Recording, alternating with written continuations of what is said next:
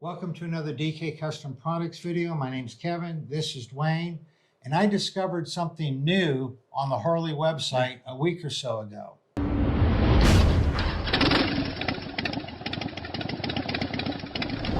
We've done a lot of videos on this particular subject. Absolutely.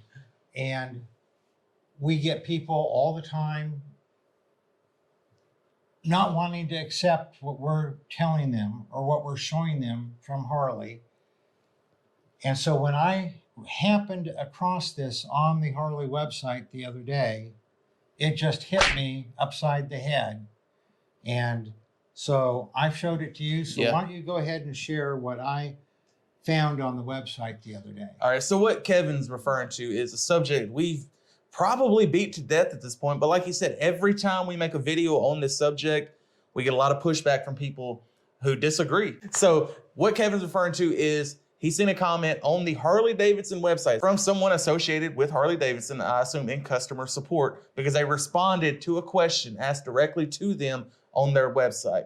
And the person who answered is employed at Harley Corporate to answer questions. Right. And like a lot of things with Harley, you might ask someone at your local dealership and get a different answer. Ask 10 people from 10 different dealerships, you're gonna get 10 different answers.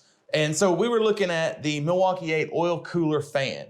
So Harley makes four different kind of bikes that this subject applies to.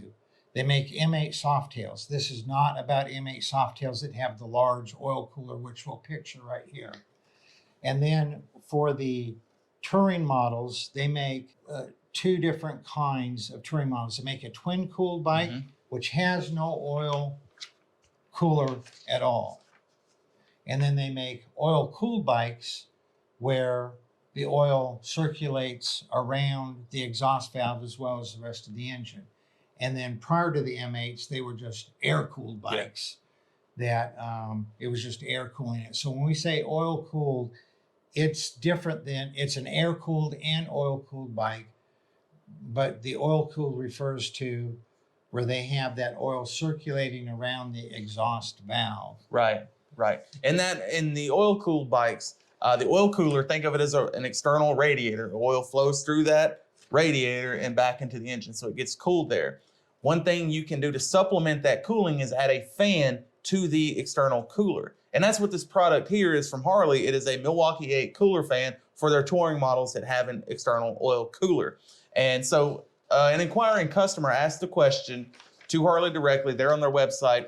At what temperature does the fan come on? Because keep in mind, this fan is thermostatically controlled. It doesn't have power at all times. It just turns on at a certain temperature. At what temperature does this fan come on? I had this installed in a 2018 Road Glide Special. The response from Harley: hello, Brad. The cooling fan should turn on at operating temperatures, which is around 220 degrees Fahrenheit. Now in the past, Kevin and I have said from the manual, 230 degrees is the normal operating temperature. So this guy isn't far off. We agree with Harley on this. Around 220 is the normal operating temperature. Yeah, and in addition, way before we saw in the manual that it said 230, we've been saying half a decade, 3/4 of a decade, the optimum maximum oil temp you want to see is 230.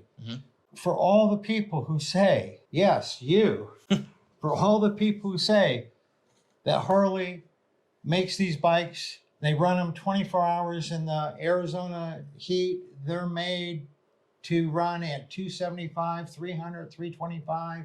The oil is good at that, blah, blah, blah, blah, blah. Yeah.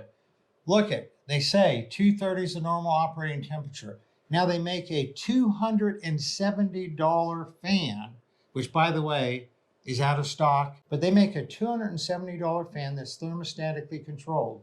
If 270 degrees was a fine temperature for the oil, it would not thermostatically switch on the fan at 220. Correct. They're switching on the fan at 220 because ideally you want to see the oil temperature between 190 and 210 no matter the engine. Diesel engine, gas engine, water-cooled engine, air-cooled engine, that is the standard, industry standard for all engines. We say 230 because it's really hard to get them to consistently stay below 230. The manual says 230.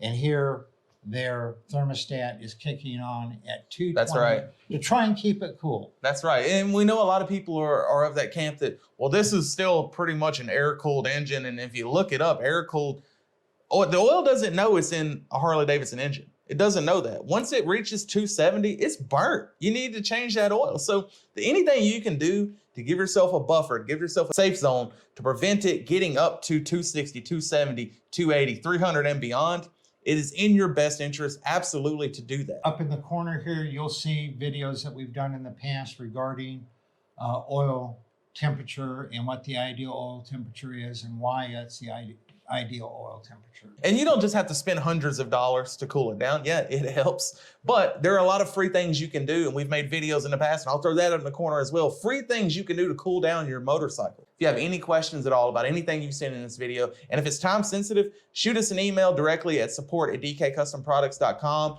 Give us a thumbs up, subscribe to the channel, leave us a comment. And hit that notification bell yeah. so you know when a new video is Yeah, coming out. yeah. Y'all ride safe out there.